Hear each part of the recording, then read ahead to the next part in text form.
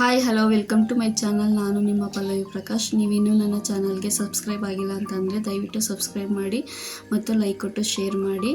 ಇವತ್ತಿನ ವ್ಲಾಗ್ ಏನಂತ ಅಂದರೆ ಈರುಳ್ಳಿ ದೋಸೆ ಅಥವಾ ಆನಿಯನ್ ದೋಸೆ ಹೇಗೆ ಮಾಡೋದು ಅಂತ ತಿಳಿಸ್ಕೊಡ್ತಾ ಇದ್ದೀನಿ ಫ್ರೆಂಡ್ಸ್. ದೋಸೆ ಮಾಡೋಕ್ಕೆ ಬೇಕಾದಂಥ ಸಾಮಗ್ರಿಗಳು ನೋಡೋಣ ಬನ್ನಿ ಫ್ರೆಂಡ್ಸ್. 2 ಈರುಳ್ಳಿನ ನಾನು ಸಣ್ಣದಾಗಿ ಹಚ್ಚಿಟ್ಕೊಂಡಿದ್ದೀನಿ. ಹಾಗೆ 2 ಹಸಿಮೆಣ್ಸಿಕಾಯಿನ ಕೂಡ ಸಣ್ಣದಾಗಿ ಹಚ್ಚಿಟ್ಕೊಂಡಿದ್ದೀನಿ. ಕೊತ್ತಂಬರಿ ಸೊಪ್ಪು ಸ್ವಲ್ಪ ಮತ್ತು ಜೀರಿಗೆ 1 ಟೇಬಲ್ ಸ್ಪೂನಷ್ಟು ನಾನು ಇದನ್ನು ಕೈಯಲ್ಲಿ ಹಾಕ್ಕೊಂಡು ಸ್ವಲ್ಪ ಕ್ರಷ್ ಮಾಡಿ ಹಾಕ್ಕೊತಾ ಇದ್ದೀನಿ. ಯಾರಿಗೆಲ್ಲ ದೋಸೆ ತಿಂದರೆ ಗ್ಯಾಸ್ಟ್ರಿಕ್ ಆಗುತ್ತೋ ಅವರು ಈ ರೀತಿ ಜೀರಿಗೆನ ಹಾಕ್ಕೋಬೋದು. ಮತ್ತು ಇದಕ್ಕೆ ಸ್ವಲ್ಪ ಸಾಲ್ಟು. ಇವಾಗ ಎಲ್ಲವನ್ನು ಸೇರಿಸಿ ಮಿಕ್ಸ್ ಮಾಡ್ಕೊಬೇಕು. ಇವಾಗ ನಾನು ಇದಕ್ಕೆ ಸ್ವಲ್ಪ ಸಾಲ್ಟ್ ಹಾಕ್ಕೊಂಡು ಕ್ಲೀನಾಗಿ ಮಿಕ್ಸ್ ಮಾಡ್ಕೊತಾ ಇದ್ದೀನಿ. ಯಾಕೆಂದರೆ ನಾವು ತಿನ್ನುವಾಗ ಈರುಳ್ಳಿ ಸಪ್ಪೆ ಸಪ್ಪೆ ಥರ ಸಿಗಬಾರ್ದು, ಅದಕ್ಕೋಸ್ಕರ.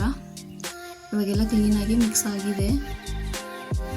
ಮಿಕ್ಸ್ ಮಾಡ್ಕೊಂಡ್ಮೇಲೆ ಇದಕ್ಕೆ ಬೇಕಾಗಿರೋದು ದೋಸೆ ಹಿಟ್ಟು.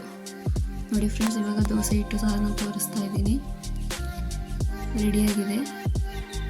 ಮತ್ತು ಇವಾಗ ತವ ಕಾದಿದೆ. ನಾನು ಒಂದು ಸೌಟು ದೋಸೆ ಹಿಟ್ಟನ್ನ ತಗೊಂಡು ತವದ ಮೇಲೆ ಹಾಕಿ ನೀಟಾಗಿ ಹರಡ್ಕೊತಾ ಇದ್ದೀನಿ. ಸ್ವಲ್ಪ ಆದಷ್ಟು ಹಂಚಲ್ಲಿ ಹಗುರವಾಗಿ ಹರಡ್ಕೊಳ್ಳಿ, ಯಾಕೆಂದರೆ ನಾವು ತಿನ್ಬೇಕಾದ್ರೆ ಅದು ಕ್ರಿಸ್ಪಿಯಾಗಿ ಸಿಗಬೇಕು, ಅದಕ್ಕೋಸ್ಕರ. ನೋಡಿ ಈ ರೀತಿ ಹರಡ್ಕೊಂಡು ನಾನು ಈರುಳ್ಳಿ ಎಲ್ಲ ಮಿಕ್ಸ್ ಮಾಡಿದ್ಮೇಲೆ ಅದನ್ನ ಇವಾಗ ದೋಸೆ ಹಿಟ್ಟಿನ ಮೇಲೆ ಹಾಕ್ತಾ ಇದ್ದೀನಿ. ನೋಡ್ಬೋದು ನೀವು. ಇವಾಗ ನಾನು ಎಲ್ಲ ಕಡೆ ಹಾಕ್ಕೊಂಡು ಅದನ್ನು ಕೈಯಲ್ಲೇ ಸ್ವಲ್ಪ ಪ್ರೆಸ್ ಮಾಡ್ಕೊತಾ ಇದ್ದೀನಿ ಮೇಲ್ಗಡೆ. ಯಾಕೆಂದರೆ ಇವಾಗ ಪ್ರೆಸ್ ಮಾಡೋದ್ರಿಂದ ಅದು ಉದುರೋದಿಲ್ಲ, ಅದಕ್ಕೋಸ್ಕರ ಇವಾಗಲೇ ಪ್ರೆಸ್ ಮಾಡ್ಕೋಬೇಕು. ನೀಟಾಗಿ ಪ್ರೆಸ್ ಮಾಡಿಕೊಂಡು ಬೇಯೋದಕ್ಕೆ ಬಿಡಬೇಕು.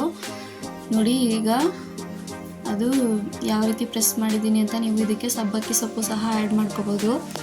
ಇವಾಗ ಬೆಂದಿದೆ ಅದು. ಇದಕ್ಕೆ ನಾನು ಆಯಿಲ್ ಹಾಕ್ಕೊತಾ ಇದ್ದೀನಿ. ನೀಟಾಗಿ ಎಲ್ಲ ಕಡೆ ಕೂಡ ಆಯಿಲ್ ಹಾಕ್ಕೋಬೇಕು, ಯಾಕೆಂದರೆ ಈರುಳ್ಳಿ ಚೆನ್ನಾಗಿ ಆಯಿಲಲ್ಲಿ ಅಬ್ಸರ್ವ್ ಆಗಬೇಕು, ಅದಕ್ಕೋಸ್ಕರ.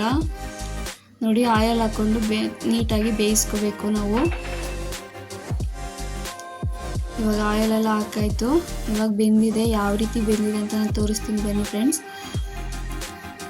ಇವಾಗ ನೀವು ನೋಡ್ಬೋದು ಯಾವ ರೀತಿ ಬೆಂದಿದೆ ಅಂತ ಹೇಳ್ಬಿಟ್ಟು. ಇವಾಗ ನಾನು ಇದನ್ನು ಇನ್ನೊಂದು ಕಡೆಗೆ ತಿರುವಾಕೊತಾ ಇದ್ದೀನಿ, ಯಾಕೆಂದರೆ ಇನ್ನೊಂದು ಸೈಡು ಸಹ ಬೇಯಬೇಕು ಈರುಳ್ಳಿ ಎಲ್ಲ ನೀಟಾಗಿ. ಸೊ ಇವಾಗ ತಿರುವಾಕೊಂಡಾದ್ಮೇಲೆ ನಾನು ಮತ್ತೆ ಆಯಿಲ್ ಹಾಕ್ಕೊತಾ ಇದ್ದೀನಿ. ಮೇಲ್ಗಡೆ ಹಾಕೋದ್ರಿಂದ ಇನ್ನೊಂದು ಸೈಡು ಆಯಿಲು ತುಂಬ ಚೆನ್ನಾಗಿ ಬರುತ್ತೆ ಈರುಳ್ಳಿ ದೋಸೆ, ಅದಕ್ಕೋಸ್ಕರ. ಇವಾಗ ದೋಸೆ ಬೆಂದಿದೆ ಇನ್ನೂ ಸಹ ನೀಟಾಗಿ. ಇದನ್ನು ನಾನು ಎತ್ತು ಪ್ಲೇಟ್ಗೆ ಹಾಕ್ಕೊತಾ ಇದ್ದೀನಿ. ತೆಗೆದು ಪ್ಲೇಟ್ಗೆ ಹಾಕೊಂಡಾದ್ಮೇಲೆ ನಾನು ಇವಾಗ ಇನ್ನೊಂದು ದೋಸೆನ ಹಾಕ್ಕೊತಾ ಇದ್ದೀನಿ.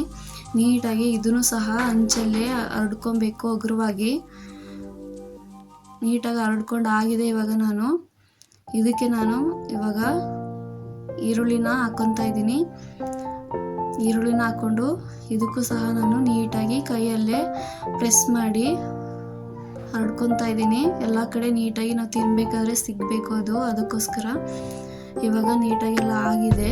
ಇದಕ್ಕೆ ನಾನು ಎಣ್ಣೆನ ಹಾಕ್ತಾ ಇದ್ದೀನಿ. ಇವಾಗ ಎಣ್ಣೆಯಲ್ಲಿ ಅದು ಚೆನ್ನಾಗಿ ಬೇಯಬೇಕು ಈರುಳ್ಳಿ, ಅದಕ್ಕೋಸ್ಕರ. ಈಗ ಯಾವ ರೀತಿ ದೋಸೆ ಬೆಂದಿದೆ ಅಂತ ನಾನು ನಿಮಗೆ ತೋರಿಸ್ತೀನಿ ಬನ್ನಿ ಫ್ರೆಂಡ್ಸ್. ನೋಡ್ಬೋದು ಇವಾಗ ನೀಟಾಗಿ ಎಣ್ಣೆಲೆಲ್ಲ ಅಬ್ಸರ್ವ್ ಆಗಿ ಚೆನ್ನಾಗಿ ಬೆಂದಿದೆ. ಇದನ್ನು ನಾನು ಇನ್ನೊಂದು ಸೈಡು ತಿರುವಾಕೊತಾ ಇದ್ದೀನಿ, ಯಾಕೆಂದರೆ ಆನಿಯನು ಸಹ ಬೇಯಬೇಕು ಇನ್ನೊಂದು ಸೈಡು, ಅದಕ್ಕೋಸ್ಕರ. ಇವಾಗ ನಾನು ಇದಕ್ಕೆ ಎಣ್ಣೆನ ಹಾಕ್ಕೊತಾ ಇದ್ದೀನಿ ಮೇಲ್ಗಡೆ. ಈಗ ಹಾಕೋದ್ರಿಂದ ನಾವು ಈ ಥರ ತಿನ್ಬೇಕಾದ್ರೆ ತುಂಬ ಸಾಫ್ಟಾಗಿ ಮತ್ತು ಕ್ರಿಸ್ಪಿಯಾಗಿ ತುಪ್ಪದ ಥರ ಸಿಗುತ್ತೆ. ಇವಾಗ ನಾವು ನೋಡ್ಬೋದು ಯಾವ ರೀತಿ ಬೆಂದಿದೆ ಅಂತ ಹೇಳ್ಬಿಟ್ಟು ಈರುಳ್ಳಿ ಎಲ್ಲ ದೋಸೆ ಜೊತೆ. ಇವಾಗ ನಾನು ಇದನ್ನು ತೆಗೆದು ಪ್ಲೇಟ್ಗೆ ಹಾಕ್ಕೊತಾ ಇದ್ದೀನಿ. ಇದಕ್ಕೆ ನಾನು ಕಡಲೆಬೀಜ ಚಟ್ನಿ ಮಾಡಿದ್ದೀನಿ. ನೀವು ಕೂಡ ಮನೇಲಿ ಟ್ರೈ ಮಾಡಿ ಹೇಗಿತ್ತು ಅಂತ ನನಗೆ ಕಮೆಂಟ್ ಸೆಕ್ಷನಲ್ಲಿ ತಿಳಿಸಿ ಫ್ರೆಂಡ್ಸ್. ಹಾಗೆ ಲೈಕ್ ಕೊಟ್ಟು ಶೇರ್ ಮಾಡಿ ಈ ವಿಡಿಯೋ ಇಷ್ಟ ಆಗಿದ್ದಲ್ಲಿ. Thank you friends.